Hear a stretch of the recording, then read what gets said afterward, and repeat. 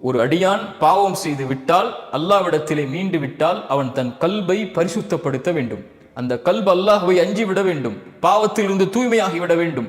மறுபடியும் அந்த பாவத்தை நோக்கி திரும்புவதை, நெருப்பில் விழுவதை போன்று அவன் வெறுக்க வேண்டும். ஒரு பாறை அவனை நோக்கி உருண்டோடு வந்தால் எப்படி மரணத்தை பயப்படுவானோ அது போன்று மறுபடியும் அந்த பாவத்தை அவன் செய்வதை தூய்மையாக்கியதற்கு பிறகு அவன் அஞ்ச வேண்டும். ஏன்? அவன் மகத்துவமிக்கவனுக்கு முன்னால் நின்று தௌபா செய்திருக்கிறான். மகத்துவமிக்கவனுடைய பார்வையை பயந்து தௌபா செய்திருக்கிறான். அந்த மகத்துவமிக்கவனுடைய பார்வை மறுபடியும் அவன் மீது பாவம் செய்யக்கூடிய நிலையில் விழக்கூடாது என்று அவன் பயப்படுவான். அதனால் அவன் தூய்மைப்படுத்துவான்.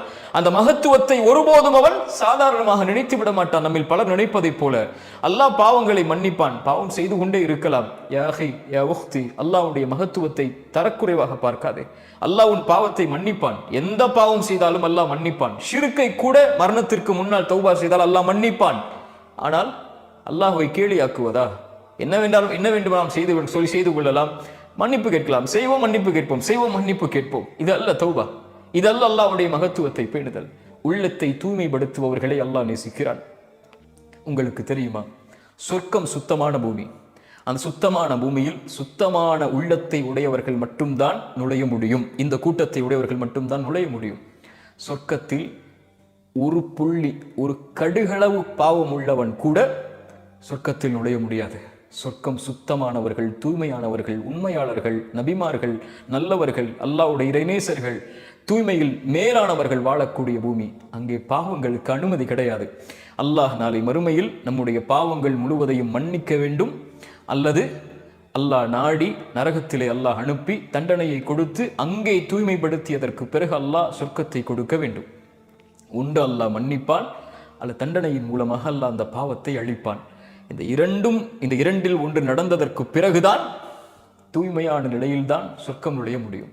நல்லவர்களுடைய விசாரணை அல்லாஹுடைய தூதர் அதனால் தான் சொன்னார்கள், நல்லவர்கள் பாவ மன்னிப்பு கேட்காத பாவங்களை அல்லாஹ் எண்ணுவான் மறுமையில். இதை செய்தாயா, இதை செய்தாயா, இதை செய்தாயா என்று. அவன் கூனி குறுகும் போது அல்லாஹ் சொல்லுவான், அடியானை பயம் கொள்ளாதே, நீ பல பாவங்களை செய்த அல்லாஹ்விடத்திலே தௌபாவின் மூலமாக வந்திருக்கிறாய். இந்த நாளிலும் உன்னை மன்னிக்கிறேன், நான் மறைக்கிறேன் உன் பாவங்களை என்று. சுப்ஹானல்லாஹ்.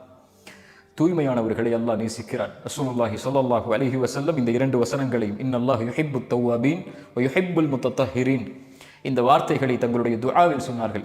ரசூலுல்லாஹ் சொன்னார்கள், ஒருவர் உது செய்து விட்டு யார் ஒருவர் அஷ்ஹது அல்லா இலாஹ இல்லல்லாஹ் வஹ்தஹு லா ஷரீக லஹ் வ அஷ்ஹது அன்ன முஹம்மதன் அப்துஹு வ ரசூலுஹு என்று கூறி, அல்லாஹும்ம ஜஅல் தவ்வாபீன் வஜஅல்னி மினல் முத்தத்தஹிரீன், யா அல்லாஹ் என்னை தௌபா உடையவர்களில் ஆக்கு, உன்னை நோக்கி மீண்டு வரக்கூடிய மக்கள் என்னை ஆக்கு, என்னை தூய்மையானவர்களில் ஒருவராக ஆக்கு, என் கல்பாலும் உள்ளத்தாலும் உடலாலும் என்று பிரார்த்தனை செய்கிறார்களோ சொர்க்கத்துடைய எந்த வாசல் வழியாகவும் அவர் நுழைந்து கொள்ளலாம் என்று அல்லாஹுடைய தூதர் ஸல்லல்லாஹு அலைஹி வஸல்லம் அவர்கள் சொன்னார்கள்.